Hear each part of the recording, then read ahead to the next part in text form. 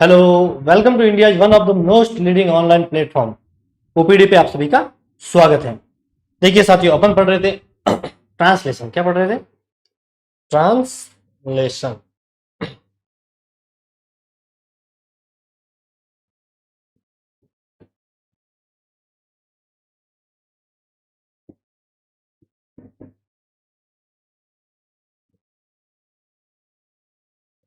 Translation पढ़ रहे थे जिसमें अपने बेसिक सी बातें सीखी थी कि सबसे पहले ट्रांसलेशन करने के लिए क्या जरूरी है।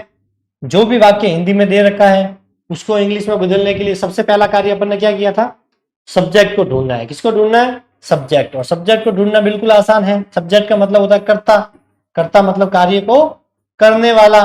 जैसे राम खेल रहा है तो कार्य कौन कर रहा है? खेलने का कार्य हो रहा है, कार्य करने वाला है राम। खेलना कौन है? राम।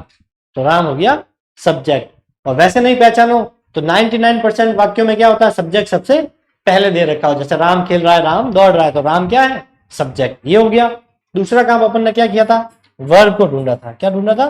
वर्ब मतलब क्रिया। क्रिया कौन सी होती है? जो कार्य हो रहा होता है उसे क्रिया कहते हैं। जैसे राम खेल रहा है तो कार्य कौन सा हो रहा है? खेलने का।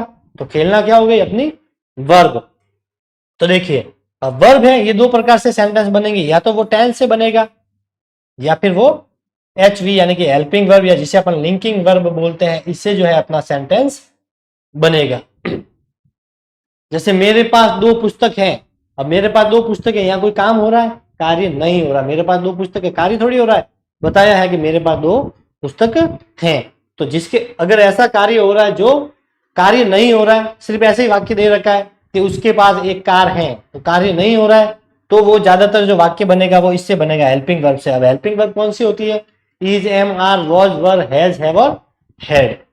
और टेंस वाला अपन ने अभी नहीं पढ़ा है। ठीक है, तो ये पढ़ रहे थे अपन, यहां तक अपन ने डिस्कस कर लिया था। इन हेल्पिंग वर्ब में अपन ने क्या क्या पढ़ा था? अपन ने इज, एम, आर, वॉज और वर, ये पांच जो हेल्पिंग वर्ब है ये अपन ने देख ली थी। आज अपन जो देखेंगे साथियों, वो देखेंगे इसके आगे वाली हेल्पिंग वर्ब कौन कौन सी?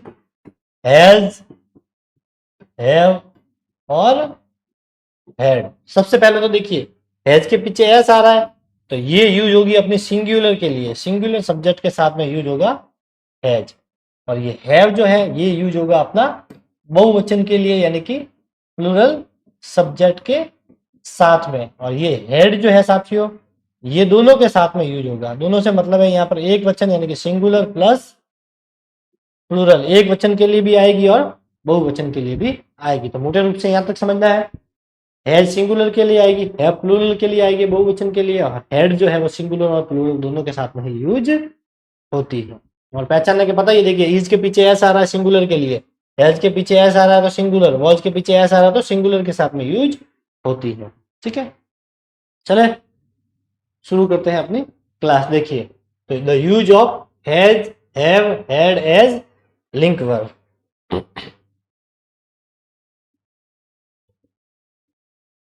देखिए, हैज और हैड का प्रयोग करेंगे आज एज ए लिंक वर्ब, या अपन एच भी बोल सकते हैं कि हेल्पिंग वर्ब के रूप में इनका प्रयोग अपन देखेंगे।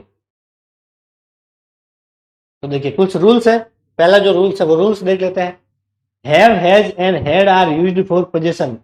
Has, has, sorry, have, has और हैड, इन तीनों का जो यूज है साथियों, किसका? हैव, हैज और हैड का जो यूज है वो पोजीशन के लिए होता है। किसके लिए होता है? पोजीशन। पोजीशन का मतलब होता है अधिकार। मेरा उसके ऊपर अधिकार है। ठीक है, तो पोजीशन के लिए, ओनरशिप, स्वामित्व के लिए इसका यूज होता है। स्वामित्व से मतलब है ओनरशिप क्या होती है, पोजीशन क्या होता है कि मेरी ये कार मेरी है तो मेरी ओनरशिप हो गई, मतलब मैं उस पर अपना स्वामित्व बता रहा हूं कि ये कार मेरी है। तो इसी तरह से अगर किसी के ऊपर अपना अधिकार बता रहे हैं कि ये घर मेरा है, तो वो अधिकार दोनों लगभग लगभग ये सेम ही है। दोनों क्या है? लगभग लगभग दोनों सेम है। तो अधिकार या स्वामित्व के लिए अपन हैव, हैज और हैड का यूज करते हैं। देखिए, ही हैज अ कार, क्या लिखा हुआ है? He has a car. तो देखिए, उसके पास एक कार है।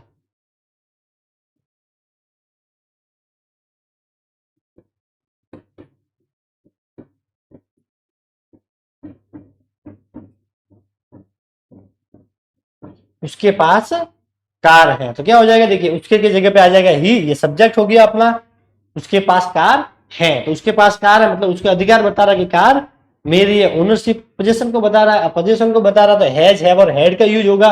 और वाक्य को देखना है कि है आ रहा है मतलब वर्तमान की बात हो रही है, प्रेजेंट की बात हो रही है, तो क्या आएगा, हैज या हैव का यूज आएगा। इन दोनों का यूज कब आएगा, वर्तमान के अर्थ में, प्रेजेंट के अर्थ में इनका यूज आएगा। कैसे पहचानोगे, है, हूं, इस प्रकार के शब्द आएंगे अंत में। वह जा रहा है, मैं खेल रहा हूं, ठीक है। तो है और लगा होगा मतलब वर्तमान में कोई कार्य हो रहा है तो उसके लिए हैव, हैज और हैव का प्रयोग करेंगे। ये आ जाएगा सिंगुलर के लिए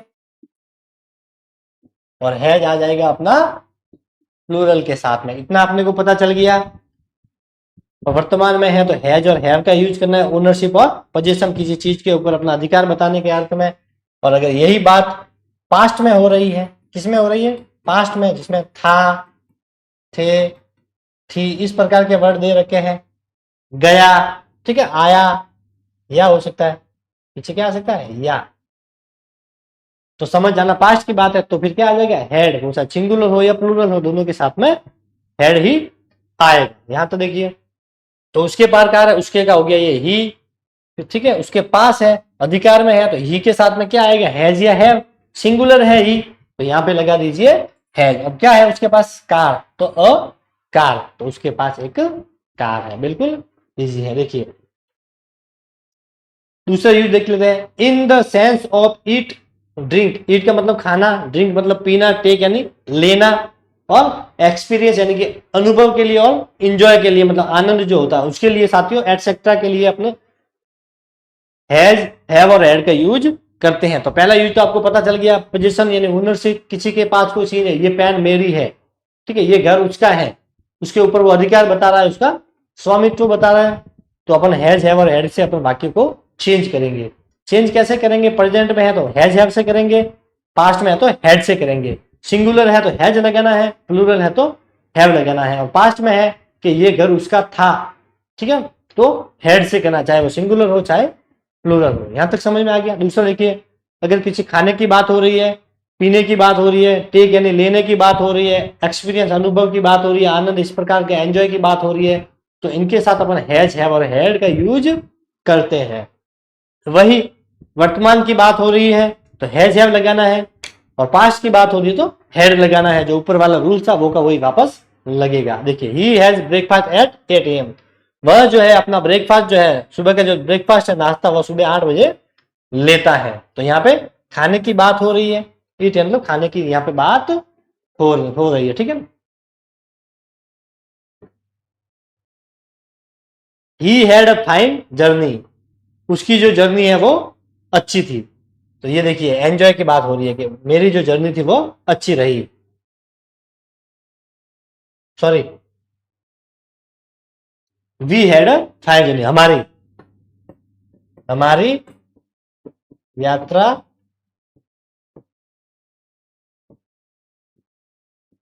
अच्छी रही।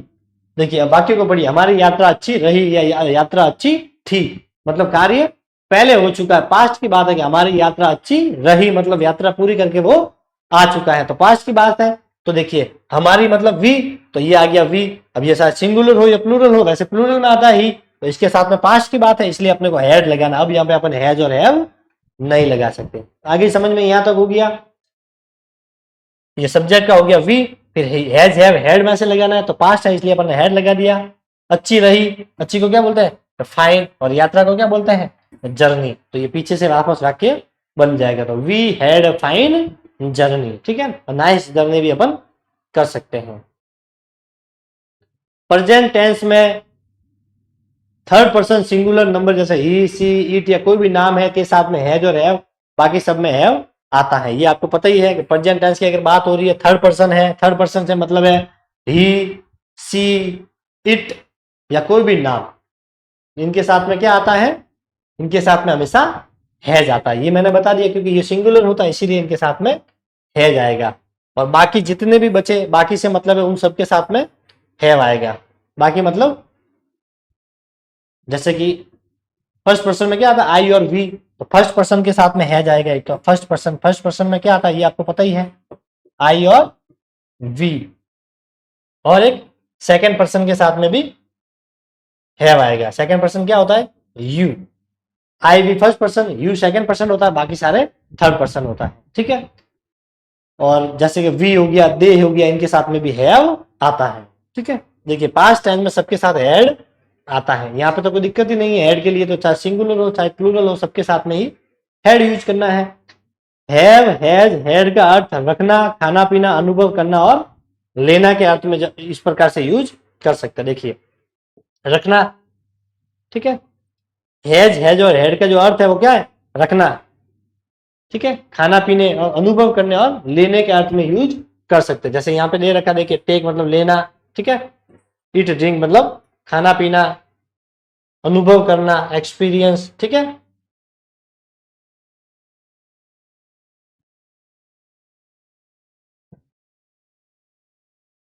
इसी को वापस यहाँ पे हिंदी में लिखा है, कौन सा, ये वाला है, कि ये वाले अगर शब्द दे रखे तो इनके लिए अपने को हैज, हैव और हैड का यूज करना है। तो दो यूज है, पहला पोजीशन अधिकार के अर्थ में हैज, हैव और हैड आएगा, दूसरा खाने के लिए, पीने के लिए, किसी को लेने के लिए, अनुभव के लिए, ठीक है, अनुभव करने के लिए, इन सब के लिए भी जो है हैज, हैव और हैड आएगा। अब पास्ट की बात हो रही है तो हैड लगाना है, वर्तमान की बात है तो हैज और हैड लगाना है, सिंगुलर है तो हैज, प्लूरल है तो हैव, फिर वापस उसको पीछे से अपन शुरू कर सकते हैं, ठीक है। पीछे से मतलब सब्जेक्ट आ गया पहले, फिर जो अपना क्या आ जाएगा, या तो हेड आएगा, या हैज आएगा, या हैव आ जाएगा, इन तीनों में से आ जाएगा। फिर अपनी ज्यादातर सेंस में क्या आएगा, वर्ब, और उसके बाद में जो ऑब्जेक्ट होगा वो आ जाएगा। इस प्रकार से भी आप याद रख सकते हैं। तो हैज, हैड, हैव आ जाएगा, फिर वर्ब आएगी और फिर ऑब्जेक्ट आ जाएगा। चले आगे, ये कुछ एग्जाम्पल्स दे रखे हैं, ठीक है। ये क्या है, एग्जाम्पल्स।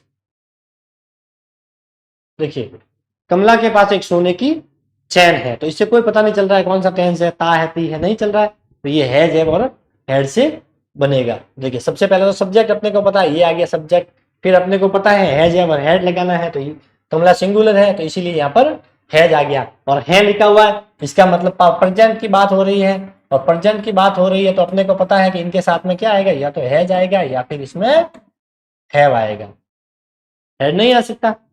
देखिए इसको देख के ही अपने को पता चल जाएगा। देखिए अब था आ गया, तो इसको बिना देखे मैं बता सकता हूँ कि इसमें हेड आएगा, क्या आएगा इसमें, हेड। तो ये तो बेसिक सी बात है जो आपको पता चल गई होगी कि प्रेजेंट है तो हैज, है, फिर आगे वाले सब्जेक्ट को देखना है सिंगुलर है कि प्लूरल है, उसके हिसाब से हैज और हैव लगाना है।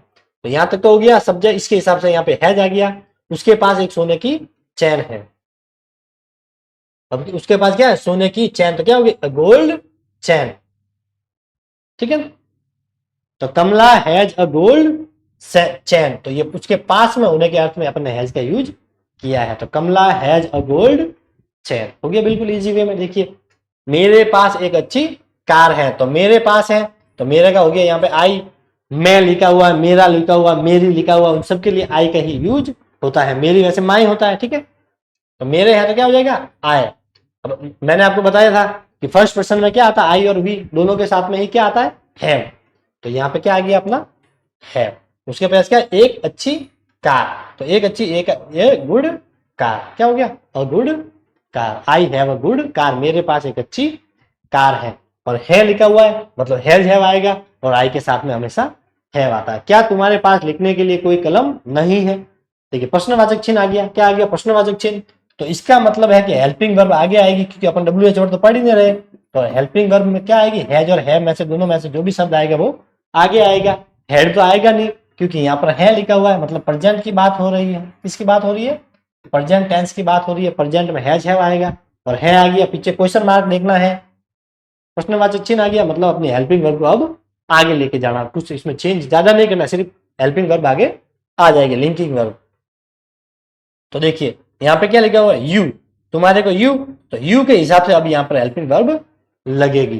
तो पहले यू लिख दीजिए, फिर आगे खाली जगह छोड़ दीजिए, वहां पर अपने को बनना यू के साथ क्या आता है, सेकंड पर्सन के साथ आपको पता है क्या आता है, फर्स्ट पर्सन और सेकंड पर्सन दोनों के साथ में क्या आता है, फर्स्ट और सेकंड दोनों पर्सन के साथ में क्या आता है, हैव आता है। क्या आता है, हैव। तो यहाँ पे देखिए हैव पहले आ जाएगा क्योंकि अपन इंट्रोगेटिव प्रश्न कर रहे हैं। तो हैव यू, तुम्हारे पास लिखने के लिए कोई कलम नहीं है। Have you no pen to write with, नहीं है तुम्हारा, नहीं है तो ये पहले आ जाएगा नो। क्या नहीं है? कलम मतलब पेन, ठीक है। तो किसके लिए? लिखने के लिए, तो ये राइट विथ।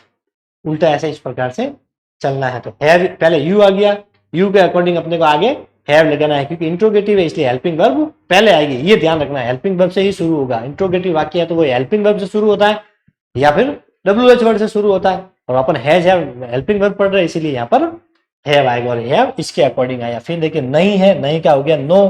क्या नहीं है? कलम नहीं है, कलम का पेन हो गया। लिखने के लिए नहीं है टू राइट विथ, लिखने के लिए उसके पास कलम नहीं है, पीछे से यूज करना है। क्या उसके पास कोई बस्ता नहीं था, मतलब इंट्रोगेटिव है। अब इंट्रोगेटिव है इसमें भी हेल्पिंग वर्ब आएगा, लेकिन यहाँ पे देखिए है था, इसीलिए अपन ने हैज और हैव में से यूज किया। अपन ने हैव यूज किया क्योंकि यू दे रखा था, यू के हिसाब से अपन ने। अब यहाँ पे देखिए था है तो यहाँ पे क्या आ जाएगा? हैड, चाहे सिंगुलर हो प्लूरल, यहाँ पे तो कोई दिक्कत ही नहीं है। था है तो हैड पहले, ये देखिए यहाँ पे क्या आ गया? हैड। फिर उसके पास उसका क्या क्या बनता है? ही। उसका क्या क्या बनता है? ही। इसका हो गया ये सब्जेक्ट आ गया, इसके अकॉर्डिंग ये हैड। हालांकि इसका कोई मतलब ही नहीं है, यहाँ पे तो आई होता यू होता तो भी अपन हैड ही करते हैं। नहीं है तो नहीं का नो। क्या है उसके पास? बस्ता नहीं है तो चैसल, ठीक है, उसको बोलते हैं इंग्लिश में। उसके पास जो है बस्ता नहीं है। हो गया ये बिल्कुल उल्टा इस प्रकार से चलना है। नो पहले आएगा, ठीक है, फिर ये बैग आएगा। देखिए पांचवा पॉइंट, उसकी एक बड़ी दुकान है। उसकी एक बड़ी दुकान है तो उसकी है, उसका हो, इसकी हो, इसके लिए हमेशा ही आता है, ठीक है। तो ही, अब ही के अकॉर्डिंग यहाँ पे क्या आ जाएगा? हैज। हेड क्यों नहीं आया? आप बोलो सर हेड भी, हेड इसलिए नहीं आया क्योंकि यहाँ पे है, वर्तमान की बात हो रही है। अगर उसके पास एक बड़ी दुकान थी, यहाँ पे अगर थी होता तो अपन क्या करते थे? ही हैड करते, he had a big shop कर देते हैं। लेकिन है इसीलिए हैज। और हैज क्यों आया? हैव क्यों नहीं आया? क्योंकि सिंगुलर है इसलिए हैज आया। एक बड़ी दुकान है तो अ बिग शॉप। अब एक बड़ी दुकान है, अ बिग शॉप, ठीक है। देखिए ये बड़ी दुकान, शॉप नाउन है और ये बिग क्या है? बड़ी, मतलब उसकी विशेषता है कि दुकान बड़ी है, एडजेक्टिव है, विशेषण है। और विशेषण जो है वो हमेशा नाउन से पहले आता है। तो ये भी अपन याद रख सकते हैं कि नाउन आ गया, नाउन से पहले विशेषण आएगा। शॉप बिग कभी नहीं हो सकता, ठीक है, विशेषण हमेशा उसके, ठीक है। राम वो है लंबा लड़का है, राम जो है वो होशियार बालक है। बालक होशियार नहीं होता, और होशियार बालक है तो होशियार उसकी विशेषता हो गई, उसका एडजेक्टिव हो गया, तो वो पहले यूज होता है। इस प्रकार से भी आप याद कर सकते हो। क्या आपके पास पैसा नहीं है? सबसे पहले है दिख गया, मतलब अपना हैज और हैव आएगा। इंट्रोगेटिव चिन्ह है, इसका मतलब जो हैज और हैव अपन यूज करेंगे वो स्टार्टिंग में आएगा। स्टार्टिंग में आएगा तो इसका सब्जेक्ट देखिए, आपके पास मतलब यू, और यू के साथ में क्या आता है? हैव। हैज नहीं आता है तो सबसे पहले हैव यू। नहीं है, नो। क्या नहीं है? पैसा, तो money. Have you no money, तुम्हारा क्या तो आपके पास पैसा नहीं है? क्या तुम्हारे पास पैसा नहीं है? तो भी यही बनता, ठीक है। देखिए the use of have, has, had with a to infinitive, ये तो नॉर्मल यूज। अब अपन इंफिनिटिव, इंफिनिटिव क्या, ये अपन ने कल बता दिया था कि जब टू के बाद में बेस फॉर्म का यूज किया जाता है बिना किसी छेड़छाड़ के, उसे अपन इंफिनिटिव कहते हैं।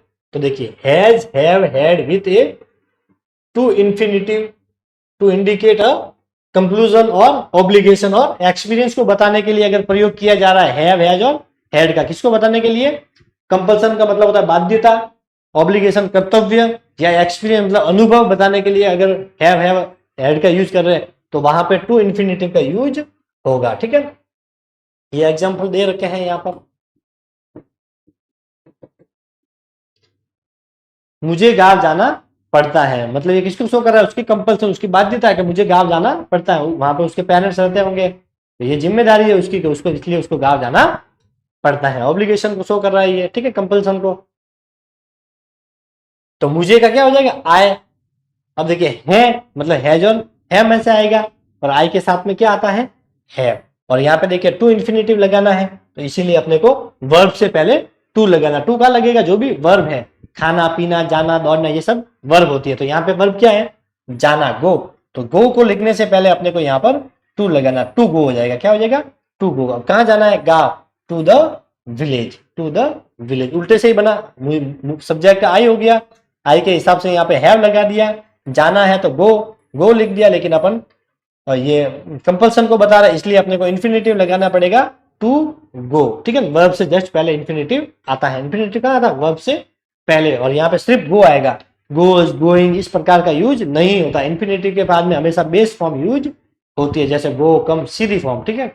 और कहाँ जा रहा है तो गा टू विलेज। इसी प्रकार उल्टे से अपन बनाएंगे तो ये भी बन जाएगा। उसे डॉक्टर के पास जाना पड़ा, तो देखिए उसके डॉक्टर के पास जाना पड़ा मतलब अभी नहीं गया, पहले गया, मतलब पास्ट की बात हो रही है, तो यहाँ पे हैड आएगा, तो उसे मतलब ही, और ही के हिसाब से यहाँ पर हैड। अब कहा जाना पड़ा, यहाँ पर भी जाना है, वर्ब, खाना पीना दौड़ना, जब जिसके पीछे ना आ रहा नहीं समझ जाना कि आपकी वर्ब है, ठीक है। टू गो, और कहा गया, डॉक्टर के पास, टू द डॉक्टर, तो I he had to go to the doctor. क्या तुम्हें ठंड अनुभव होती है, प्रश्नवाचक चिन्ह है, मतलब हैज हैव आएगा, हैड नहीं आएगा, और कहाँ आएगा, स्टार्टिंग में आएगा, सॉरी, ठीक है। क्या तुम्हें ठंड अनुभव होती है, ये प्रेजेंट टेंस का वाक्य, देखिए ये यहाँ पे वैसे नहीं लेना था लेकिन यहाँ पर आ गया है, ठीक है। ये टेंस में आएगा वैसे, लेकिन यहाँ पे गलती से आ गया, ये क्यों, क्योंकि देखिए प्रेजेंट टेंस जब अपन पढ़ेंगे उसमें एक होता है कि ता है, ती है के साथ में क्या आता है, कि अगर कोई भी वाक्य अपन बोलते हैं, राम खेलता है, राम दौड़ता है, वह जाता है, वह जाती है, ठीक है, ता है, ती है आता है, तो वो कौन सा टेंस होता है, प्रेजेंट सिंपल टेंस होता है। कौन सा होता है, प्रेजेंट सिंपल, या जिसे अपन इनडेफिनेट टेंस भी बोलते हैं। इसी को क्या बोलते हैं, प्रेजेंट इनडेफिनेट टेंस भी इसे कहते हैं। तो इसमें क्या होता है साथियों, देखिए इसमें जो वर्ब यूज होती है, हेल्पिंग वर्ब डू और डज होती है, कौन सी होती है, डू और डज। पास्ट सिंपल में कौन सी होती है, डिड। ये अपन टेंस में पढ़ेंगे इसलिए मैं नॉर्मल बता रहा हूं। डू और डज यूज होती है इसमें एज ए लिंकिंग वर्ब, क्या आती है, डू और डज, ये यूज होती है। ये डज के पीछे एस आ रहा तो ये तो आ जाएगा अपना सिंगुलर के लिए, और डू जो है ये आ जाएगा अपना प्लूरल के लिए। तो ता है, ती है आ रहा है, मतलब समझ जाना प्रेजेंट सिंपल टेंस है, तो कौन से लिंकिंग वर्ब आएगी, डू और डज। डज है तो सिंगुलर, डू है तो प्लूरल, यहाँ पे इंट्रोगेटिव है इसीलिए अपने को आगे लगाना है।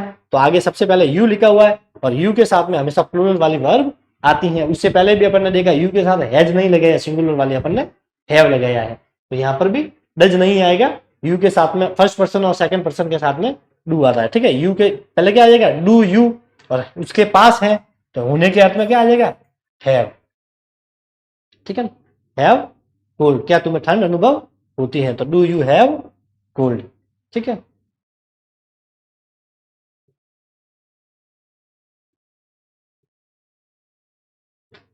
ये सब्जेक्ट हो गया, ये अनुभव की जगह पे हैव आ गया, और ये ठंड की जगह पे कोल्ड आ गया, पीछे से अपने को चलना है, डू यू हैव कोल्ड।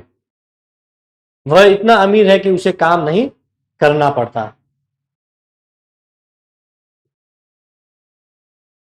वह इतना अमीर है, देखिए वह की जगह पे ही आ गया, फिर यहाँ पे ही के हिसाब से है, यहाँ पे देखिए है लिखा हुआ है, तो यहाँ पे क्या आ जाएगा, इज, यहाँ तक चलता है। पहले देखिए वह इतना अमीर है, तो यहाँ पर इज यूज करना है, ये टेंस के अकॉर्डिंग यहाँ पर इज आ जाएगा, ठीक है ना। ही के साथ में क्या आता है, इज, ये पहले वाला है जो अपन ने कल पढ़ा था, वो वाला सेंटेंस है, एक दो मिक्स किए इसमें, ठीक है। कल जो अपन ने पढ़ा था उसके अकॉर्डिंग है, यहाँ पे तो है आएगा तो क्या यूज करेंगे, हैज और हैव, और पास्ट में होगा था हैड। कल क्या पढ़ा था कि अगर प्रेजेंट में होगा तो इज एम आर, और पास्ट में होगा तो वॉज वर्ब, तो कल वाला ही है, ठीक है।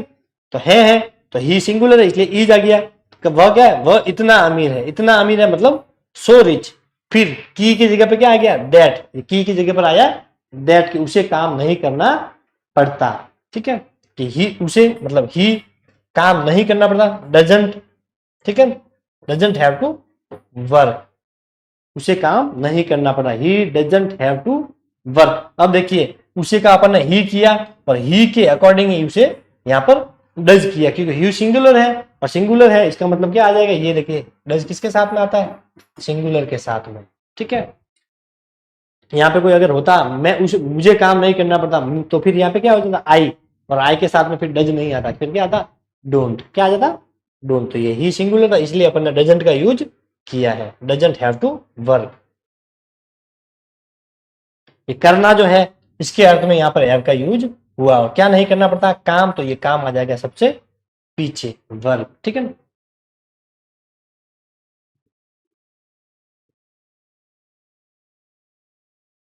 मुझे दफ्तर जाना पड़ेगा, ठीक है, मुझे दफ्तर जाना पड़ेगा। देखिए अब वो ना तो प्रेजेंट में आ रहा है भी नहीं आ रहा, ना पास्ट में आ रहा है कि था, अभी तो है कि मुझे दफ्तर जाना पड़ेगा, मतलब अभी वर्तमान में दी, अभी वो थोड़े टाइम बाद में जाएगा, मतलब फ्यूचर की बात हो रही है कि मैं कल जाऊंगा, मैं थोड़ी देर बाद जाऊंगा, तो ना तो वो वर्तमान में चल रहा है, नहीं वो कार्य हो चुका है, फ्यूचर की बात है। तो अगर इस प्रकार के वाक्य आ जाए तो बीच में अपने को विल और सेल का यूज करना पड़ेगा। किसका यूज करना पड़ेगा? विल और सेल का। और ध्यान रखना, पहले तो आई और वी के साथ में सेल यूज होता था और बाकी सबके साथ में विल, लेकिन मॉडर्न इंग्लिश में क्या है कि ये सेल का यूज नहीं भी करते, सबके साथ में अपन विल का यूज कर सकते, चाहे वो आई हो, वी हो, ही हो, सी हो, सबके साथ विल लगा सकते हैं। तो देखिए मुझे का हो गया यहाँ पर आई, और आई के साथ में यहाँ विल। सेल भी यूज करेंगे तो ये गलत नहीं होगा, लेकिन वो ओल्ड इंग्लिश में होता था, वर्तमान में मॉडर्न में विल होता है। तो आई विल, फिर यहाँ पर अपने को हैव लगाना है, क्योंकि आई के साथ में क्या आता है? हैव। तो आई विल हैव, फिर क्या है? जाना, टू गो, क्योंकि इन्फिनिटिव पढ़ रहे हैं अपन, तो इन्फिनिटिव टू कहाँ पे जाना है? दफ्तर, तो टू द ऑफिस। यहाँ पे प्रेपोजिशन का भी थोड़ा ध्यान रखना है कि ऑफिस जाना to the office, railway station जाना है at the railway station, room में जाना तो इन द रूम। ये भी आपको थोड़ा सा बेसिक नॉलेज होना जरूरी है, जो अपने प्रेपोजिशन में पढ़ा था। तो देखिए आई के हिसाब से फ्यूचर है, इसलिए अपने को विल सेल का यूज करना है। विल लगा दिया, विल लगा देना, तो सेल को नहीं लगा तो चल जाएगा, ठीक है। आई विल, फिर यहाँ पर आई के साथ में हैव आता है, हैज नहीं आता है, ठीक है, इसलिए हैव, फिर जाना है तो टू गो इन्फिनिटिव है, और फिर दफ्तर है तो टू द ऑफिस, मतलब उसे दफ्तर जाना पड़ेगा। किसको बता रहा है? ये बाध्यता को बता रहा है, कंपलसरी है कि आपको ये कर्तव्य है, ऑफिस तो आपको जाना ही पड़ेगा, कंपलसरी है, ठीक है। चले आगे, देखिए इंट्रोगेटिव सेंटेंस, कुछ प्रश्नवाचक वाक्य है जो इंपॉर्टेंट होता है, कभी कभी प्रश्नवाचक वाक्य भी वो पूछ लेता है। प्रश्नवाचक वाक्य कैसे होता है? या तो हेल्पिंग वर्ब से शुरू होते हैं या फिर WH वर्ड से शुरू होती है। तो बेसिक सी बात है जो आपको पता ही है, किससे शुरू होंगे? या तो वो हेल्पिंग वर्ब से शुरू होंगे, किससे शुरू होंगे? हेल्पिंग वर्ब से शुरू होंगे, या फिर शुरू होंगे वो WH वर्ड से शुरू होंगे, ठीक है।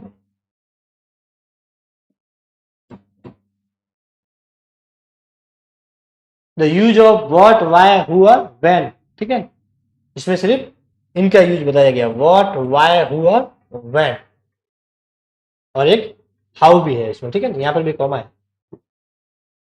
व्हाट, वाई, हु, व्हेन और हाउ। व्हाट मतलब क्या, वाई यानी क्यों, हु यानी कौन, व्हेन यानी कब, हाउ यानी कैसे। यहां रोज कौन आता है, ठीक है, यहां रोज कौन आता है। तो देखिए कौन है, इसका मतलब यहाँ पे क्या आ जाएगा? हु। सबसे पहले WH वर्ड को यूज करना है। हिंदी में तो देखिए कौन बीच में आ रहा है, यहाँ रोज कौन आता है, लेकिन जब इसे इंग्लिश में बदलेंगे, क्योंकि इंट्रोगेटिव है, तो WH वर्ड जो होगा वो स्टार्टिंग में लगाना पड़ेगा। बीच में लगा दिया तो सेंटेंस रॉन्ग हो जाएगा। भले यहाँ पे बीच में आया, देखिए यहाँ पे देखिए किसने बीच में आ रहा है, किसने ली, तो हु आएगा, लेकिन वो भले बीच में आ रहा है, लेकिन हिंदी से अपन इंग्लिश में ट्रांसलेट करेंगे तो वो हु, वेयर, वाई जो भी होगा वो स्टार्टिंग में आ जाएगा, ठीक है। फिर देखिए कौन पहले आ गया, फिर ये वर्ब आएगी हु कम्स हियर डेली। यहाँ रोज कौन आता है, तो हु कम्स हियर डेली, क्या हो जाएगा? Who comes here daily. अब यहाँ पे देखिए कम्स क्यों आया, तो यहाँ पे कोई भी सब्जेक्ट नहीं दे रखा है, तो अपने को सिंगुलर माना है यहाँ पर, और ता है, ती है, ते है, प्रेजेंट इंडेफिनिट होता है। प्रेजेंट इंडेफिनिट में कौन सी वर्ब आती है? हेल्पिंग वर्ब, सॉरी वर्ब की फर्स्ट फॉर्म आती है, और सिंगुलर के साथ में अपन क्या लगा देते हैं? एस या ES। जैसे देखिए राम जाता है, राम जाता है, ता है आ गया, मतलब प्रेजेंट सिंपल है, तो क्या हो जाएगा? राम गो नहीं होगा, राम गोज हो जाएगा, ठीक है। ये अपन वैसे नहीं पढ़े हैं, ये टेंस में कल पढ़ेंगे अपन, फिर भी बेसिक से समझ जाना। तो हु कम्स इसीलिए यहाँ पर हुआ है क्योंकि ता है आया है, ठीक है। किताब किसने ली थी, पास्ट की बात हो रही है, किसने का हो जाएगा हु, और पास्ट की बात है इसीलिए अब वर्ब की फर्स्ट फॉर्म नहीं आएगी, सेकंड फॉर्म आएगी, ठीक है। पास्ट सिंपल है, तो he who took the book, who took the book. इसमें अपने को ध्यान क्या रखना है कि सबसे पहले तो जो WH वर्ड है वह यूज करना है, सबसे पहले WH वर्ड को यूज करना है। WH वर्ड यूज कर दिया, उसके बाद में अगर हेल्पिंग वर्ब है तो हेल्पिंग वर्ब, या फिर मेन वर्ब है तो मेन वर्ब लगा दीजिए, और उसके बाद में जो भी दे रखा है जैसे ऑब्जेक्ट है जो भी उसको लगा दीजिए, और लास्ट में प्रश्नवाचक चिन्ह लगा दीजिए। ये फॉर्मूला आप याद कर लेना, प्रश्नवाचक चिन्ह। फिर अगर कोई हेल्पिंग वर्ब है जैसे डू, डज, डिड इस प्रकार दे रखे तो वो फिर मेन वर्ब है तो वो लगा दीजिए, फिर ऑब्जेक्ट और फिर सब्जेक्ट। ये है तो लगानी है, हो सकता है किसी किसी में सिर्फ हेल्पिंग वर्ब हो, मेन वर्ब नहीं हो सकता है मेन वर्ब हो हेल्पिंग वर्ब नहीं हो, ये हो सकता है। ठीक है, किस लड़के ने मैच जीता, तो यहाँ पे भी किस जीता मतलब मैच पूरा हो चुका है। तो देखिए किस लड़के ने, तो यहाँ पर क्या आ जाएगा विच, फिर लड़के का है तो बॉय, जीतना को क्या बोलते हैं विन, तो पास्ट की बात है इसलिए सेकंड फॉर्म आ जाएगी वन द मैच। किस लड़के ने, विच बॉय वन द मैच, इसको वन पढ़ते हैं वैसे। ठीक है, विच बॉय वन द मैच, सबसे पहले WH वर्ड आ गया। ठीक है, फिर यहाँ पे ये मेन वर्ब आ गई और पीछे ये ऑब्जेक्ट आ गया। ठीक है, और अगर सब्जेक्ट दिया हुआ है, क्या दिया रखा है, जैसे यहाँ पे देखिए ये सब्जेक्ट दे रखा है, तो इस WH वर्ड के पहले यहाँ पर सब्जेक्ट भी आ जाएगा। इस प्रकार से अपन लिख दीजिए, सबसे पहले WH वर्ड, सब्जेक्ट है तो सब्जेक्ट, सब्जेक्ट नहीं है तो हेल्पिंग वर्ब, हेल्पिंग वर्ब भी नहीं है तो मेन वर्ब, मेन वर्ब के बाद में जो भी दे रखा है ऑब्जेक्ट। इस प्रकार से ये फॉर्मूला बैठ जाएगा। ठीक है, तो यहाँ पर सब्जेक्ट भी आप एक बार नोट कर लेना। आप कहाँ रहते हैं, देखिए ते है आ गया, मतलब प्रेजेंट सिंपल है, और प्रेजेंट सिंपल है और इंट्रोगेटिव है तो डू डज का यूज होगा। सिंगुलर होता तो डज आएगा और प्लूरल होगा तो डू आएगा। लेकिन उससे पहले WH वर्ड कहाँ है, कहाँ को इंग्लिश में क्या बोलते हैं वेयर, तो सबसे पहले तो WH वर्ड लगाना पड़ेगा। तो ये आ गया अपना वेयर, रहते हैं, आप कहाँ रहते हैं तो यू के लिए आएगा, यू को बोलते हैं आप, तो यू के साथ में डू आएगा, ये डज आएगा, यू से पहले क्या आएगा डू, तो ये हेल्पिंग वर्ब जो है ये पहले आएगी, ये हेल्पिंग वर्ब पहले आएगी। इंट्रोगेटिव वाक्य में ध्यान रखना, ठीक है, ये पहले आएगी। तो where do you live, where do you live, ये यहाँ पर थोड़ा सा अपने को ध्यान रखना।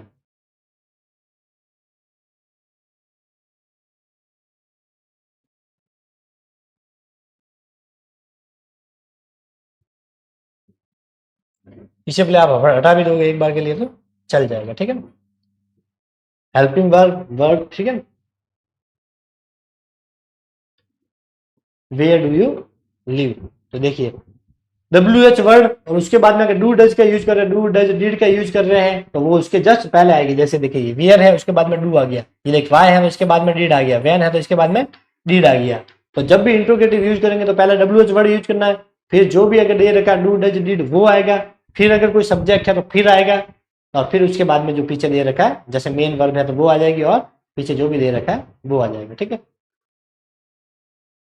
आप देर से क्यों आए, तो ये भी पास्ट की बात हो रही है कि आप देर से आए मतलब कार्य पहले हो चुका है।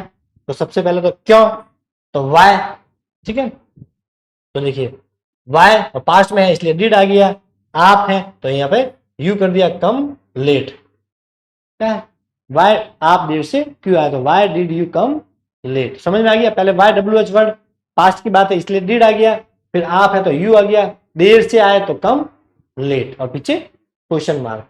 आपने BA कब पास किए, ये भी पास्ट की बात हो रही है, आपने BA कब, कब है तो व्हेन, सबसे पहले WH वर्ड, पास्ट की बात है तो डिड, आपने की बात है तो यू, और पास BA। बिल्कुल इजी वे में आपको समझ में। आप यहाँ कैसे पहुंचे, तो कैसे है तो हाउ, आप यहाँ कैसे पहुंचे, तो पास्ट की बात है तो सबसे पहले हाउ के बाद में डिड लगा दीजिए, आप हैं तो यू आ जाएगा। यहाँ कैसे पहुंचे, तो यहाँ पे रिच हियर, ठीक है, रिच हियर मतलब यहाँ कैसे पहुंचे। क्या वह अंग्रेजी बोल सकता है, ये थोड़ा सा अलग है, क्या वह अंग्रेजी बोल सकता है, तो ये उसकी एबिलिटी के ऊपर है कि भाई उसकी एबिलिटी है या नहीं है। तो एबिलिटी के लिए साथ कैन मॉडल यूज होता है, कौन सा आता है कैन, तो यहाँ थोड़ा सा अपने को ध्यान रखना पड़ेगा, यहाँ पे आएगा कैन, लेकिन प्रेजेंट की बात हो रही है क्योंकि है दे रखा है, तो यहाँ पे देखिए क्या वह का हो जाएगा ही बोल सकता है मतलब speak English, can he speak English, ठीक है, कैन ही स्पीक इंग्लिश। क्या वह पढ़ रहा है, कंटिन्यूस टेंस है, तो सबसे पहले देखिए इज आ जाएगा हेल्पिंग वर्ब में, फिर ही आ जाएगा इसके अकॉर्डिंग, ठीक है। अगर यहाँ पे बहुवचन होता क्या हम पढ़ रहे हैं, यहाँ पे हम होता तो फिर यहाँ पर आर वी हो जाता, क्या हो जाता आर वी रीडिंग, लेकिन सिंगुलर है इसलिए सबसे पहले तो अपना इज एम आर में ऐसे लगाना पड़ेगा। कंटिन्यूस टेंस देखिए रहा है, रही है, रहे हैं आ रहा, तो प्रेजेंट कंटिन्यूस है टेंस, वैसे अपने स्टार्ट नहीं लिए, कुछ सेंटेंस यहाँ पर आ गए, ठीक है, कल पढ़ेंगे ये। रहा है, रही है आता है, क्या समझ आना, प्रेजेंट कंटिन्यूस है, उसमें क्या आता है इज एम और आर, और वर्ब की फर्स्ट फॉर्म के साथ में आईएनजी, इंट्रोगेटिव है इसलिए इज एम आर पहले आ जाएगा। और यहाँ पर इज क्यों आया, इस ही के लिए अपने इज यू किया क्योंकि ये सिंगुलर है इसलिए इज आया, फिर ही और फिर रीडिंग, और कंटिन्यूस में हमेशा वर्ब की फर्स्ट फॉर्म के साथ आईएनजी आता है। क्या वह अपनी पुस्तक पढ़ेगा, मतलब पढ़ी नहीं है पढ़ेगा, तो विल शैल, ज्यादातर विल का ही बोला है मैंने, तो देखिए विल, और यहाँ पे वह मतलब he read this book, will he read this book, क्या वह ये पुस्तक पढ़ेगा। कुल मिला के ये है, आपको ये ध्यान रखना कि WH वर्ड दे रखा है तो WH वर्ड यूज करना है, फिर हेल्पिंग वर्ब, फिर मेन वर्ब, फिर ऑब्जेक्ट का यूज करना है। ठीक है, इस प्रकार से भी याद रख सकते हैं। चले आगे।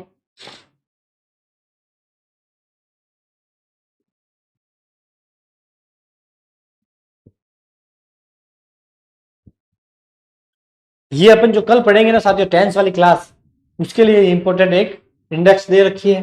ठीक है, ये सारणी जो है ये आपको मैंने इसीलिए बताई है आज, ये आप एक बार याद कर लेना, इसको थोड़ा बहुत पढ़ोगे 2-3 बार तो ये आपको याद हो जाएगी, इससे भी आपको सेंटेंस बनाने में मदद मिलेगी। ये प्रेजेंट में है, ये पास्ट में है, ये फ्यूचर में है। देखिए प्रेजेंट इनडेफिनेट, इसे ही प्रेजेंट सिंपल भी बोलते हैं साथियों, प्रेजेंट सिंपल टेंस। तो इनडेफिनेट टेंस है तो उसके वाक्यों के अंत में क्या होगा, ता है, ती है, ते है, राम खेलता है, राम दौड़ता है, ऐसे। और इसमें जो है हेल्पिंग वर्ब यूज होगी वो डू और डज होगी, ये सिंगुलर के लिए होगी और ये प्लूरल के लिए होगी। किसके लिए होगी, प्लूरल के लिए। इसी तरह से पास्ट सिंपल होगा तो उसमें आया, इस प्रकार वह गया, ठीक है, वह खेला था, वह खेली थी, ताते ती आएगा तो समझ जाना कि वह पास्ट है। इसमें देखिए हेल्पिंग वर्ब डिड आएगी, सिंगुलर प्लूरल दोनों के लिए ही ये आएगी। ठीक है, नॉन एक्शन वर्ब है। फ्यूचर में होगा तो वो खेलेगा, वो जाएगा, वो दौड़ेगा, वो दौड़ेगी, तो गा गे गी आएगी तो समझ जाना कि ये फ्यूचर इंडेफिनिट फ्यूचर सिंपल की बात हो रही है। यहाँ पर विल आएगा, पहले सेल भी आता था लेकिन वर्तमान में विल ही जो है यूज करते हैं। फिर कंटिन्यूअस, ठीक है, रहा है, रही है के साथ में है, वो खेल रहा है, वह दौड़ रहा है, इस प्रकार के वाक्य होंगे। इसमें helping verb is am are आएगी, ये सिंगुलर के साथ में, एम आ जाएगी आई के साथ में, और ये आ जाएगी अपनी प्लूरल के साथ में। ठीक है, और यहाँ पे वर्ब की चौथी फॉर्म, वर्ब की चौथी फॉर्म से मतलब कौन सा है, वर्ब की फर्स्ट फॉर्म के साथ में आईएनजी लगता है उसे वर्ब की चौथी फॉर्म कहते हैं। जैसे गोइंग, कमिंग, रीडिंग, रीचिंग, ठीक है, इस प्रकार से। पास्ट में भी वही आएगा, लेकिन यहाँ पे है आया था, पास्ट में है तो था हो जाएगा। इसमें हेल्पिंग वर्ब भी चेंज हो जाएगी, वॉज और वर्ब, ये हो जाएगी एस से सिंगुलर के लिए, ये हो जाएगी अपनी प्लूरल के लिए। ठीक है, इसमें भी वर्ब की चौथी फॉर्म मतलब वर्ब की फर्स्ट फॉर्म के साथ में आईएनजी लगता है उसे ही वर्ब की चौथी फॉर्म कहते हैं। गोइंग, कमिंग, इस प्रकार। रहा, रही के साथ में अगर होगा आ गया तो समझ जाना फ्यूचर कंटिन्यूस की बात है। इसमें आ जाएगा विल, इसमें विल के साथ में लग जाएगा बी, यही वर्ब की फर्स्ट चौथी फॉर्म मतलब वर्ब की फर्स्ट फॉर्म के साथ में आईएनजी लगता है उसे चौथी फॉर्म कहते हैं। जैसे गोइंग, गो के पीछे आईएनजी तो क्या हो जाएगा, गोइंग। ठीक है, इस प्रकार से याद रखना है। परफेक्ट टेंस दे रखा है तो इसमें देखिए चुका है, लिया है, ली है, इस प्रकार के शब्द आएंगे तो समझ जाना है ज्यादातर ये आएगा चुका है। ठीक है, तो इसमें हेल्पिंग वर्ब हैज है, ये सिंगुलर के साथ में, और ये प्लूरल के साथ में। इसमें ऐसा वर्ब की थर्ड फॉर्म यूज होती है। और इसमें देखिए चुका, लिया, ली के साथ में था शब्द आएगा, चुका था, लिया था, ली थी। इसमें सिंगुलर हो या प्लूरल दोनों के साथ में हेड आएगा और वर्ब की थर्ड फॉर्म आएगी। इसमें भी चुका, लिया है और लास्ट में क्या हो जाएगा, होगा। देखिए आगे वाला सेम है, इसमें है, इसमें था, इसमें होगा, सब में देख लीजिए। इसमें ता तैती ये अलग है, इसमें गा। फिर यहाँ पे देखिए है, था, होगा, वापस देखिए है, था, होगा। ठीक है, था, होगा। ठीक है, इस प्रकार से याद रखना है। किसी भी टेंस में है आ रहा है मतलब प्रेजेंट टेंस है, था आ रहा है मतलब पास्ट है, होगा आ रहा है मतलब फ्यूचर टेंस है। देखिए परफेक्ट कंटिन्यूस, रहा, रही के साथ में है और समय के साथ में से के लिए क्या आ जाएगा, वह 4 बजे से खेल रहा है, वह 5 बजे से पढ़ रहा है, तो ये से आ रहा है उसके लिए सिंस ऑफ 4 का यूज करेंगे। फिक्स टाइम दे रखा है कि वह 2004 से जो है तैयारी कर रहा है, तो 2004 फिक्स टाइम है तो सिंस। पीरियड ऑफ टाइम है कि वह काफी समय से तैयारी कर रहा है, तो टाइम का कोई पता नहीं, काफी समय मतलब कब से, 2 साल से, 6 महीने से, कब से, तो 4। पॉइंट ऑफ टाइम है तो सिंस लगाना है, पीरियड ऑफ टाइम है तो 4 लगाना है। ठीक है, इसके साथ में हैज है वही, ये सिंगुलर के साथ में, ये आ जाएगा प्लूरल के साथ में, हैज बीन या हैव बीन प्लस वर्ब की चौथी फॉर्म वही आईएनजी वाली फॉर्म। इसमें सिंगुलर प्लूरल दोनों के साथ में हैड बीन, फिर चौथी फॉर्म वर्ब की आईएनजी वाली फॉर्म। इसमें विल हैव बीन या फिर सेल हैव बीन का भी इसमें यूज होता है, वो भी लिख देना, ठीक है। वर्तमान में यूज नहीं है लेकिन फिर भी यूज आता है। आई और बी के साथ सेल हैव बीन का भी यूज कर सकते हैं वर्ब की चौथी फॉर्म। देखिए इसको कैसे याद रखना है कि देखिए ये प्रेजेंट कंटिन्यूस है, चाहे पास्ट कंटिन्यूस है या चाहे फ्यूचर कंटिन्यूस टेंस है, मतलब रहा शब्द आ रहा है, रहा है आ रहा है तो समझ जाना कंटिन्यूस, रहा था मतलब पास्ट, रहा होगा मतलब फ्यूचर। कंटिन्यूस कोई भी टेंस आ जाए उसमें हमेशा वर्ब की आईएनजी वाली वर्ब ही यूज होगी। देखिए आईएनजी वाली, आईएनजी वाली, आईएनजी वाली।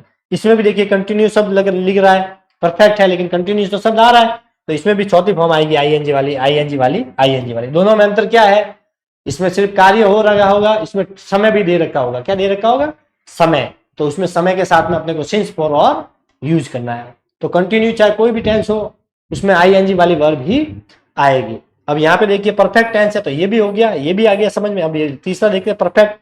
परफेक्ट का मतलब होता है कार्य परफेक्ट रूप से कंप्लीट हो चुका है।